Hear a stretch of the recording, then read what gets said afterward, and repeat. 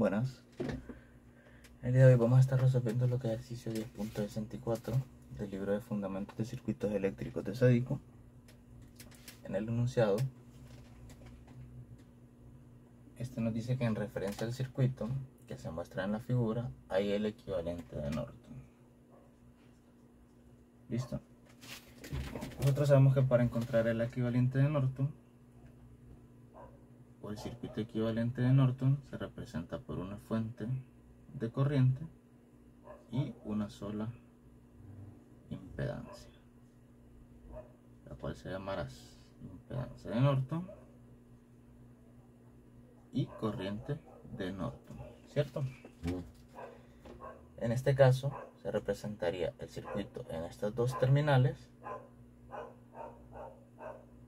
de esta manera. ¿Qué quiere decir esto? Que entre estas dos terminales, la impedancia que se encuentran entre estas dos terminales será una impedancia equivalente o una impedancia total, que se llamará impedancia de Norton, y la corriente que pasará entre estos dos puntos. ¿Cómo pasa esa corriente? Primeramente vamos a encontrar lo que es la corriente de Norton. Entonces, ¿cómo pasa esta corriente? Pasa cortocircuitando las dos terminales, ¿de acuerdo? Entonces, primeramente, para encontrar esta corriente de Norton, lo más fácil en este caso va a ser encontrar lo que es, o va a ser encontrarlo por el método de mallas. ¿Por qué? Porque por el método de mallas puedo definir la corriente que va a pasar entre estos dos puntos, definiendo las corrientes de cada uno de las mallas. Acordémonos que una malla es un circuito cerrado o una trayectoria en la que pasa la corriente por un circuito cerrado. Entonces podemos definir nuestras tres mallas y podemos definir nuestras mallas como I1, como I2 y como I3. Acordémonos que en mallas somos nosotros los que definimos el sentido. En este caso yo definí el sentido de las tres mallas en sentido horario, el sentido de las tres corrientes. Ocupamos la corriente que pasa entre los puntos A y B. La corriente de Norton nosotros la definimos de que va a pasar, que va a viajar de A hacia B. Eso lo defino yo. Entonces yo definí que la corriente tiene que pasar de A hacia B y defino el sentido de las corrientes de las tres mallas. Si observamos este punto, la corriente que va por la corriente I3 es la que va en sentido de la corriente de Norton. Entonces nuestra corriente de Norton va a ser igual a I3, que va en este sentido, y como I2 va en sentido contrario, ¿qué significa esto? Que va a ser una diferencia, porque van en sentido contrario. Si fuera en sentido igual sería una suma, pero en este caso van en sentido contrario. Entonces definimos de que va a ser, o se define que va a ser una diferencia, porque cuando I3 va hacia este lado, I2 va hacia el lado contrario. Entonces será I3 menos I2. Así es como vamos a encontrar nuestra corriente de Norton. También nuestra Z1, vamos a enumerar Z1, Z2, Z3 y Z4. Vamos a enumerar nuestras impedancias para que nos haga un poco más fácil la resolución. Entonces, primeramente, lo primero que ocupamos, sabemos que tenemos la malla 1, entonces como una primera fórmula, nosotros podemos definir de que la malla 1, o la corriente que va a pasar por la malla 1, que sería I1, va a ser igual a la corriente de la fuente, que van a ser 3 amperes con 60 grados. Esta sería nuestra primera fórmula, o nuestra primera incógnita que ya tenemos. ¿Cuánto vale? ¿Cierto? Ahora, en la malla 2,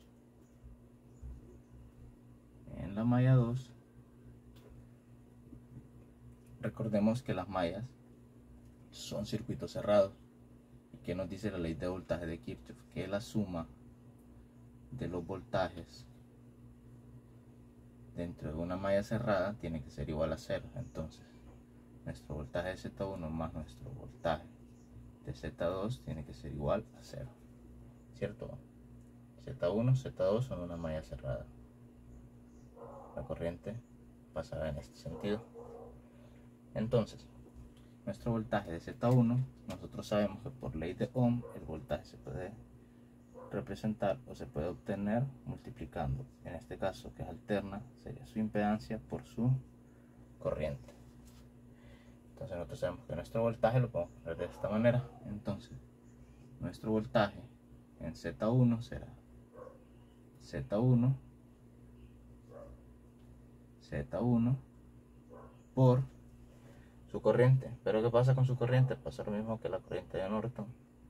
Cuando Z1 o cuando I1, perdón, va hacia abajo y 2 va hacia arriba. En este caso, como estamos trabajando con la malla 2, cuando nuestra I2 vaya hacia arriba, I1 va hacia abajo. Entonces igual será una diferencia. Entonces será I2 menos I1 más.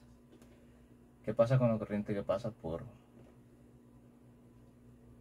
Z2?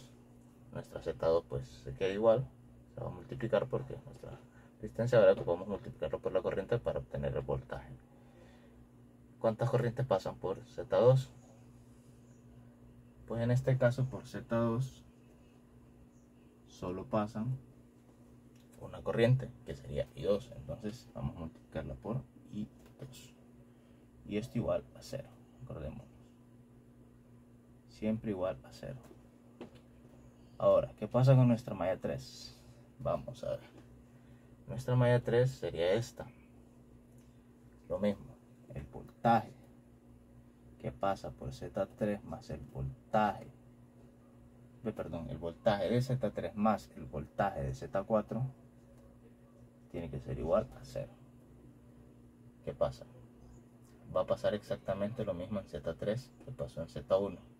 Cuando nuestra I3 vaya hacia arriba, nuestra I1 va a ir hacia abajo. Entonces existirá igual una resistencia, y por la fórmula de Ohm sabemos que la fórmula de ley de Ohm, sabemos que nuestra impedancia, nuestra Z3, se tiene que multiplicar por su corriente, pero en este caso la corriente total de Z3 es la diferencia de corrientes I3 menos I1 más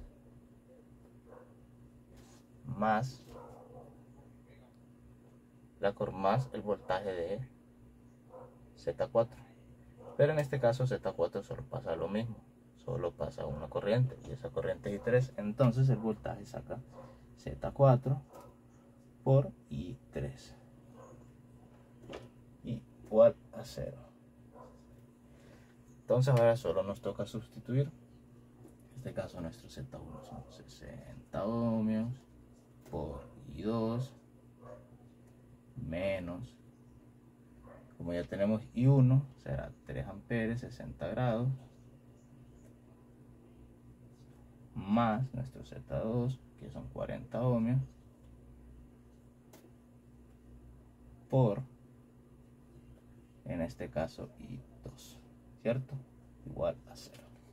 Entonces sería 60, haciendo propiedad distributiva, 60 I2 menos, y acordémonos aquí rápidamente cómo se hace esta multiplicación. 60 por un número polar, se multiplican los reales, luego se multiplican los R's y los ángulos se suman. 60, acordémonos que tiene 0, son 60, 0 grados. Entonces al no sumarse ángulos no afecta en nada, solo se van a multiplicar los 60 por el 3. Entonces sería menos 60 por 3 son 180, ángulo es de 60 grados, más 40 ohmios y 2 igual 0. Ahora despejamos un poco acá y sumamos iguales. 62 más 42 serían 102. Despejamos igual, entonces vamos a despejar I2, entonces se pasa sumando a este otro lado el 180, 60 grados, y ahora nuestro I2 va a ser igual a 180, 60 grados sobre 100. Igual que en la multiplicación, solo se van a multiplicar los R's, y en este caso 100 tiene un ángulo 0, se deberían de restar los ángulos, pero como 100 tiene 0 grados, no va a afectar en nada, entonces solo se divide en las partes de afuera, lo cual nuestro I2 va a ser igual a 1.8, ángulo de 60 grados, ángulo de fase de 60 grados, amperes. Tenemos nuestra I2. Ahora encontremos nuestra tercera fórmula. En este caso ya estamos trabajando con números complejos, entonces nuestro Z3 va a ser igual a J80 por I3 menos I1 más menos J30 por I3. Todo esto igual a 0. ¿Cierto? Ok, ahora entonces vamos a hacer propiedad distributiva y decimos que estos son J80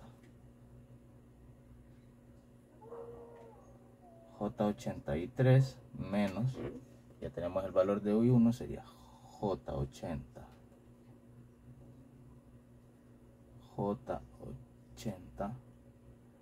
por 3 amperes 60 grados menos, aquí hacemos la multiplicación de signos, menos J30 y 3 igual a 0. Entonces ahora despejamos o resolvemos, hacemos semejantes. Bueno, en este caso vamos a reducir semejantes. Entonces nos queda J80 menos J30 sería J50 y 3 menos, y en este caso hacemos la multiplicación de este. Acordémonos que estos ya son complejos.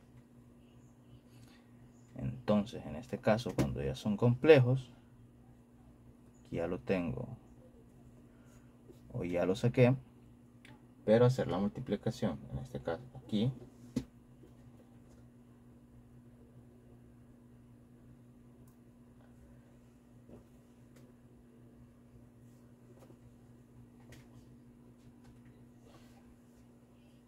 ok. Entonces en este caso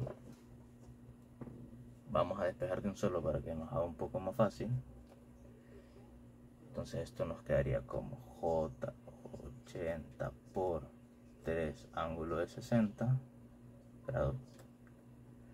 Entonces nuestro I3 va a ser igual a, al hacer esta multiplicación, acordémonos que son números, tendríamos que pasar este polar o este complejo a polar, hacer la multiplicación de sus R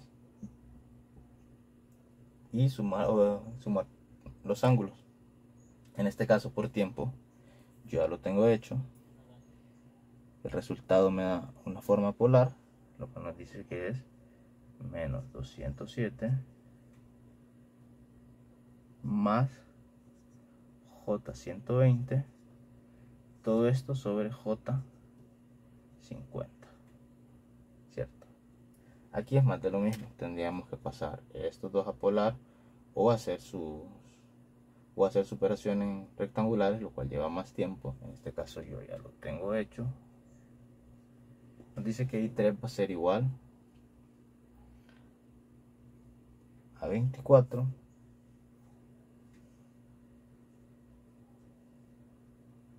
más J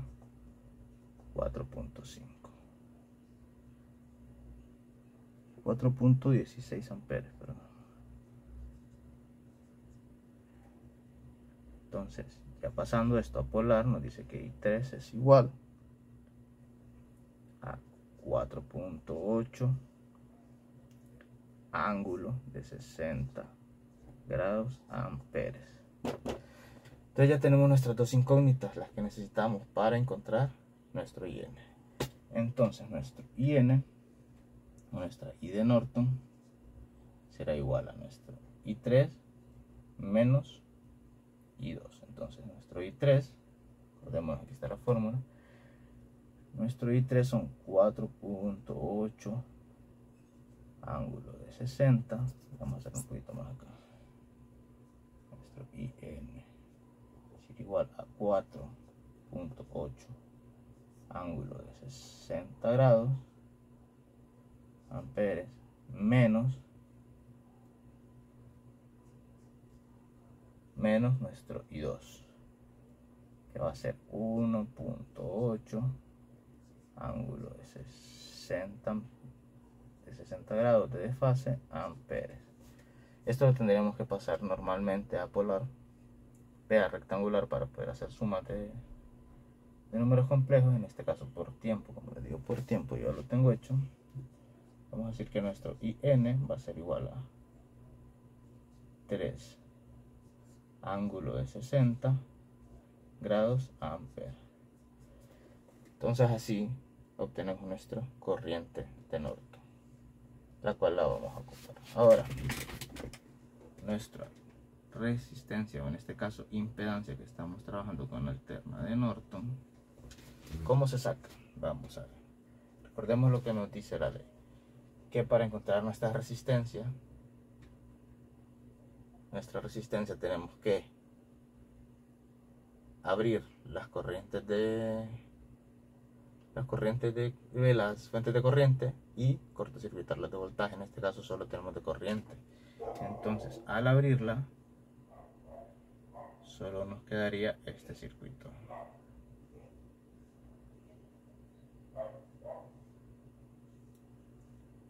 Solo nos quedaría este circuito.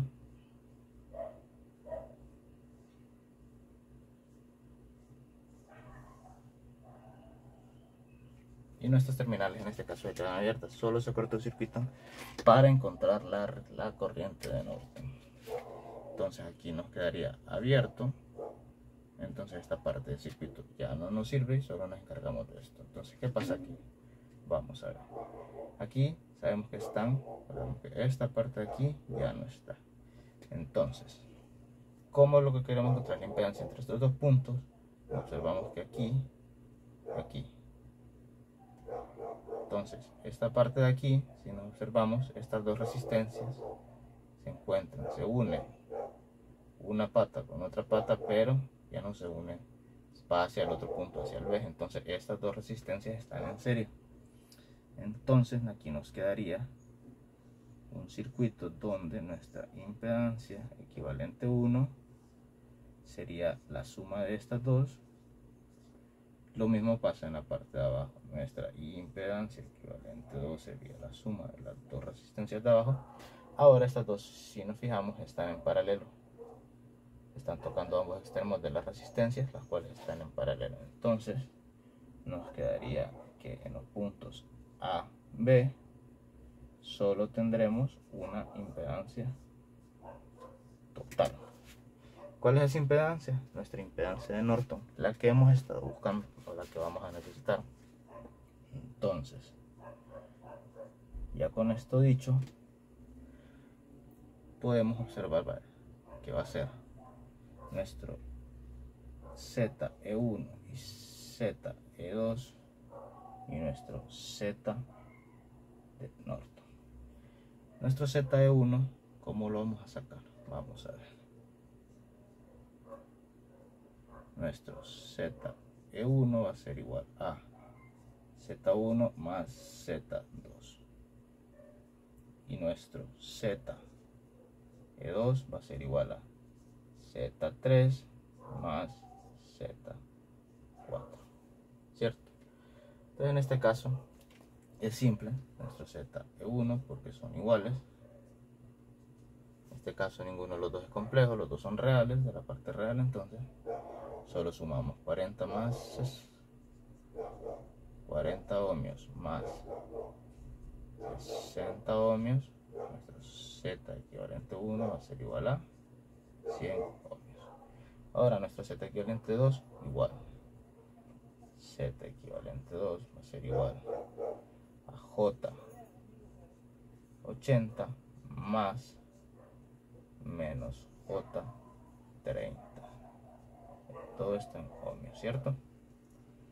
Entonces ambos son, en este caso, ambos son números complejos o imaginarios. Entonces vamos a hacer la suma directa. Resolvemos los signos, nos queda negativo, entonces nos queda J80 menos J30. Esto es J50, ¿cierto?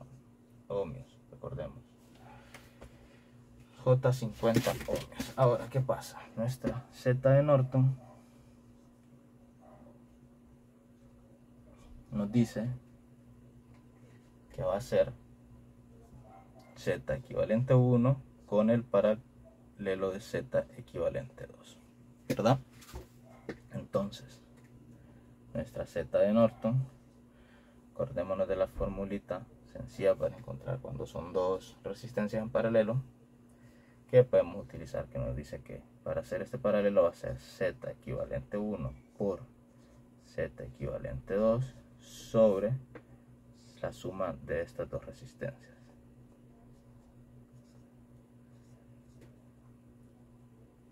La cual va a ser, en este caso, si observamos, sería 100 ohmios,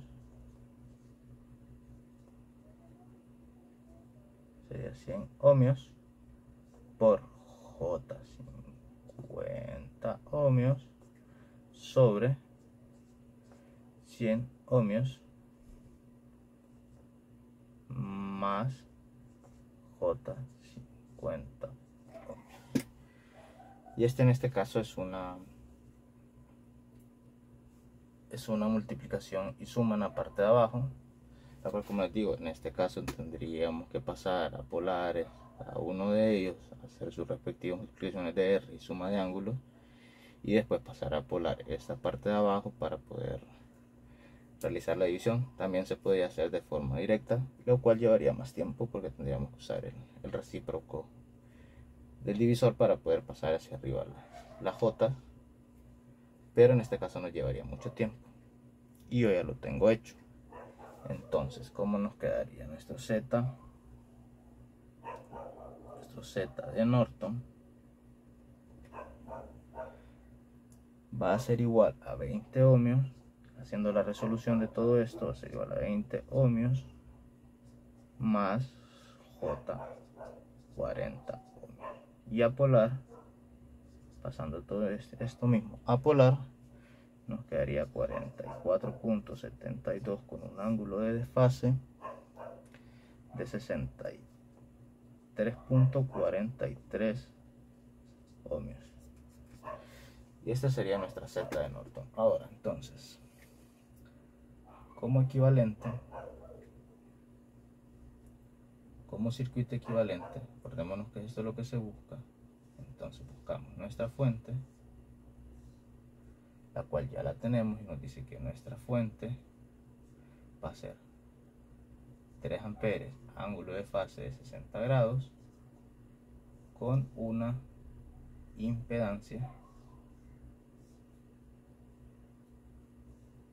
que va en paralelo, acordémonos el circuito, de 44.72, ángulo de fase de 63.4 ohmios. 0.4 ohmios.